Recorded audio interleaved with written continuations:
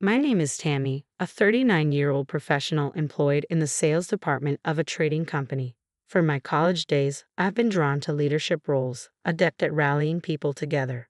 Presently, I oversee a team of subordinates, rivaling the seasoned male counterparts in sales achievements. I take immense pride in the unwavering support I receive from my female colleagues, bolstering my role as a dependable manager. Yet, returning home to my apartment after a taxing day, I find no one awaiting my arrival. Having parted ways with my husband of 17 years and chosen to live separately from my 15-year-old daughter, I now dwell in a freshly rented apartment, surrounded by yet-to-be unpacked boxes. Despite the chaos, I harbor no regrets. This marks the commencement of a fresh chapter in my life. Let me delve into why I've embarked on this new journey. In the past, I resided in an apartment alongside my husband, Bob, and our daughter, Rebecca. Bob, a former college classmate turned spouse, and I tied the knot after reconnecting post-graduation and dating for 2 years. Initially employed in the sales department of a printing company, Bob transitioned into a self-employed web designer, operating from the comforts of our home. Our daughter, Rebecca, is currently navigating her way through 8th grade. The initial warning came in the form of a shift in Rebecca's demeanor. I asked for the moisturizing cream, Dad. Oh, my bad, sweetie. I completely forgot. I'll pick it up tomorrow after work, I promise. You're so useless. Can't you do anything right? Rebecca began casting colder glances my way, her words growing sharper with each passing day. Initially, I attributed it to her teenage years, dismissing it as a phase. Dad, want to catch a movie with me on your day off? Sure thing, kiddo. What's showing? Previously, Bob would always include me in such plans, but now it seemed he had no reservations about excluding me. Hey, can I have some money? We're going to the movies this weekend, remember? $300 should cover it. 300. Seems a bit steep. Can't you just use your debit card? Just get it done. I'll need cash for shopping and dining out too. Gradually, even Bob's treatment of me soared. Our interactions dwindled, leaving me feeling increasingly isolated. Then came that Sunday, a day etched in memory, when both Bob and Rebecca voiced their dissatisfaction with the breakfast I prepared. What's this? I've told you I want my eggs over easy. Get it right. And this soup is terrible. I've mentioned my dislike for mushrooms countless times, but you still include them. Can't you say something to her, Bob? Why should I? You can't even follow simple instructions. You're the adult here. The chill in their words left me unsettled. Something wasn't right. I needed answers. But by the time I realized it, it was too late. One week, upon discovering Bob's intention to venture out, I resolved to discreetly trail him. Bob's typical routine revolved around his home-based work. There were no scheduled appointments at the barber or the doctor. So why this sudden outing? Suspicion gnawed at me. Regrettably, my suspicions were confirmed. In the cafe awaited a young woman, a woman in her 20s, possessing a striking physique. As they departed the establishment, arm in arm, my head spun, rendering me unable to pursue them. The dreaded day I had long feared had arrived. My apprehension stemmed from a lack of confidence in my own appearance. I always harbored the fear that Bob might stray due to my perceived shortcomings and looks. While Bob exuded undeniable handsomeness, I often questioned why he had chosen me. Subsequently, I enlisted the services of a private investigator to delve into Bob's relationship with the woman. Your husband's paramour is a 26-year-old named Sofia Garcia, employed at a cosmetic surgery clinic. Among the photographic evidence presented by the detective, some were too explicit for me to bear directly. They depicted open displays of affection, hotel entrances, and disturbingly, there were images featuring a certain third party. And here's another. This one shows the three of them, including Rebecca. What could this possibly mean? So, it seems your daughter is involved as well. It appears that your husband's relationship with Sofia has the approval of Rebecca. I was speechless. A profound sense of isolation and abandonment washed over me. What had I done to deserve this? Suppressing the urge to cry, I mustered the strength to request the detective to also record conversations between Bob and Rebecca. Several times each month, they would coax money from me for their movie outings and shopping sprees. I was convinced that amidst their casual conversations, there must be indisputable evidence. Days later, as I listened to the audio recording provided by the detective, I was rendered speechless. She's so annoying. Can't even do the simplest things right, then tries to act like she's your mom. Why don't you just leave her? Sophie has been waiting patiently, hasn't she? Speaking of which, Rebecca, I think it's too early to talk about divorce. That's ridiculous. Sophie has been waiting, hasn't she? I discussed it with Sophia. I can't stand being around that ugly woman. Same here, but she's the one bringing in more money. So, you understand, right? Is that a yes? I wasn't sure. Yeah, that's the plan. If I rush into a divorce, I'll lose access to that money. We need to proceed cautiously, withdraw as much as we can, then let Sophia move in. Exactly. I'll need to gauge if Sophia can handle that lifestyle, and if not, I'll have to persuade her. But I think she'll be fine. She's so accommodating. Beautiful women just have a different way about them, you know? Yeah, I get it. I regret it deeply. Marrying that unattractive woman was the biggest mistake of my life. That evening, beneath the scalding spray of the shower, tears streamed down my face. I wept until there were no more tears left to shed, and in that moment, I resolved to take action. Enough was enough. If that was their scheme, then so be it. I refused to be taken advantage of any longer. I vividly recall the arduous weeks that followed. Each day, I buried my emotions and forged ahead with the preparations for my liberation. Even on the day of Rebecca's middle school graduation, my heart remained numb to any profound sentiment. Oh dear, I can't seem to settle on a hairstyle. It's quite vexing. Whose genes sculpted this face? Truly, Rebecca bore an uncanny resemblance to me. Gazing into the mirror, I brushed off her usual snide remarks. Hey, I need some cash. Around $400 should cover it. What else would a kid need $400 for? Besides, it's your graduation today, right? Obviously, I'll be hanging out with friends afterwards and grabbing dinner with Dad. Reluctantly, I handed over the $400, silently declaring it the final time. Rebecca accepted the money without a hint of gratitude. Hey, I'm planning to get plastic surgery soon. Plastic surgery? So you're bidding farewell to this face that supposedly resembles mine. I can hardly wait. A complete makeover before high school kicks off. Okay. Ha, I'm surprised. I expected you to be more opposed to it. What a disappointment. Well, I won't interfere. It's your body, Rebecca. You get what I mean, right? It's only natural to consider plastic surgery with a face like this. It's your fault, she asserted. Later, I drove Bob and Rebecca to middle school. Just before reaching the school, Rebecca requested I stop the car. Dad and I will get off here. You can head home, you know. I don't want my friends to see you, right? Of course, I replied, heading back home. I had no inclination to attend the ceremony. Everything proceeded according to plan, a welcome relief. Upon returning to the apartment, I awaited the arrival of a truck and 3 men. We'll pack and move everything out. With the amount of stuff, it should take about 2 hours. Thank you. I appreciate your assistance.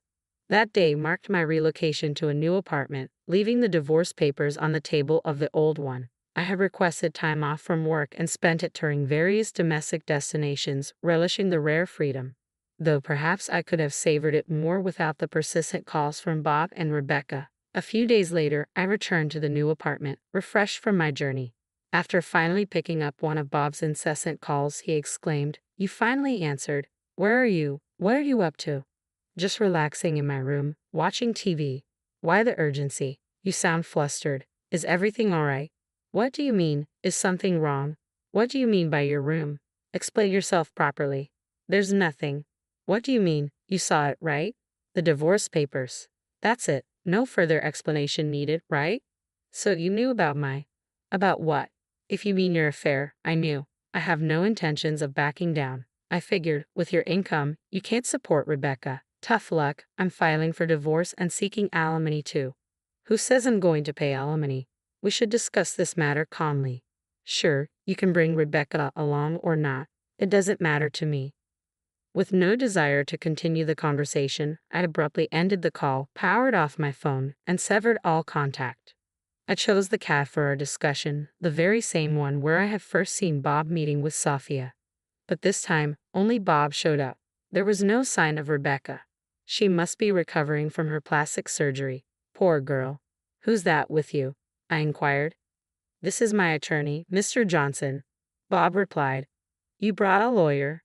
Well, did you bring the filled out divorce papers as I asked?" "As I've said, I won't fill out such a thing. I'll tell you as many times as it takes." I have no intention of breaking that.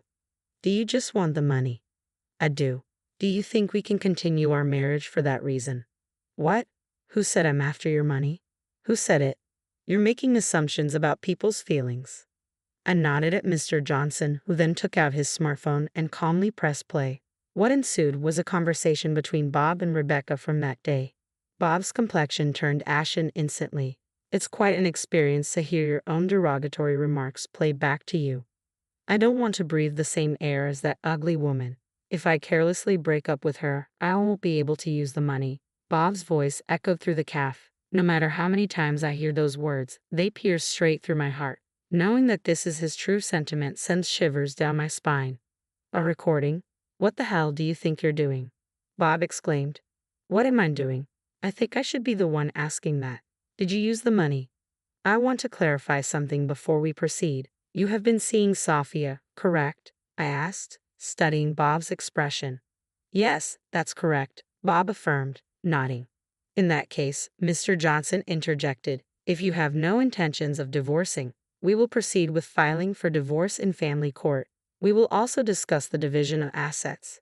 The court will examine the circumstances and ascertain the facts to determine whether the divorce is warranted. Mr. Johnson held up the smartphone.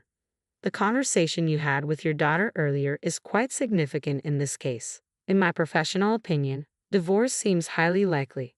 Oh, I see. I came here today to discuss what happens next, I explained, pulling out various documents meticulously prepared for this occasion. This chart outlines the money I've given you and when, and this document details the utility bill payments. What? What's all this for? Bob demanded, clearly taken aback. And here's a record of withdrawals from our joint account, I continued, presenting another document. Rebecca's surgery incurred significant expenses, didn't it?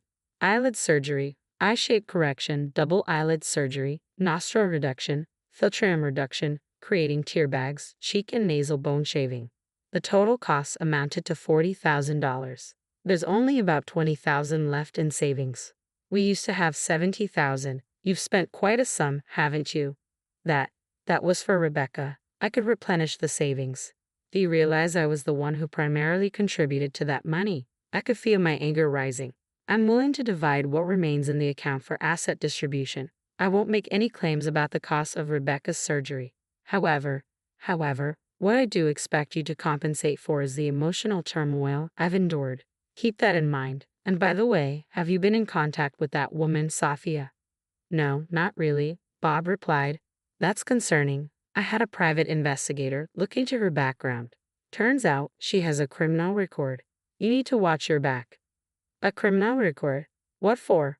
Bob's alarm was palpable. She was charged with fraud and arrested. It seems she was colluding with the director of another cosmetic surgery clinic. What in the? She must have seen you and Rebecca as easy targets. My sympathies, and Rebecca's surgery. I hope it went smoothly. If not, we might have to negotiate with the hospital or even consider legal action. We'll need to assess whether the clinic is willing to settle. In cases like this, many clinics refuse to admit fault and become obstinate, Mr. Johnson added, causing Bob's complexion to noticeably pale. That's all for today. Send the divorce papers to Mr. Johnson. I will be providing my address.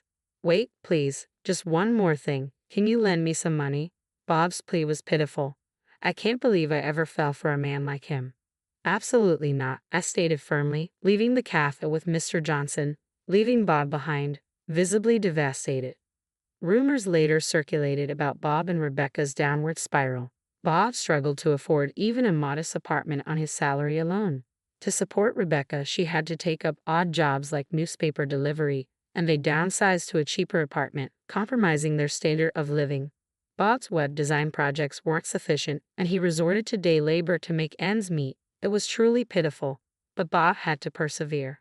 After all, he still owed me alimony. I decided to allow him to pay in installments. Paying the full $30,000 upfront would have been impossible for Bob, given his struggling business that barely covered his supplementary income. Taking out a loan was out of the question. I could have suggested borrowing from a loan shark, but I didn't want to subject him to that kind of pressure. A few days later, Rebecca called me. As expected, the surgery was a failure. It was far from what she had hoped for. Rebecca and I met at the cafe, having not seen each other in a long time. She still had bandages on part of her face. The surgery had left noticeable marks, and she would require further procedures to correct them. It was a dire situation. So still no luck reaching that Sophia girl, huh?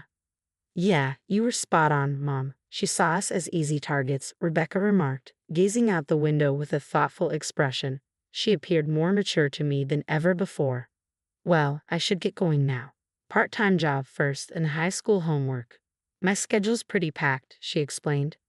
Good luck. I wished her.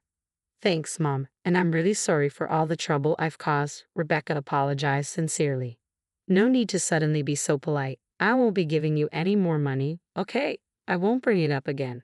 With a nod, Rebecca left the cafe, marking the beginning of where I am today. I have few regrets. I'm content with my current life. Rebecca is practically independent now, and I hold no lingering feelings for my ex-husband, who had little to offer besides his appearance. I saw him recently in town, covered in dirt, working in construction gear, and a helmet.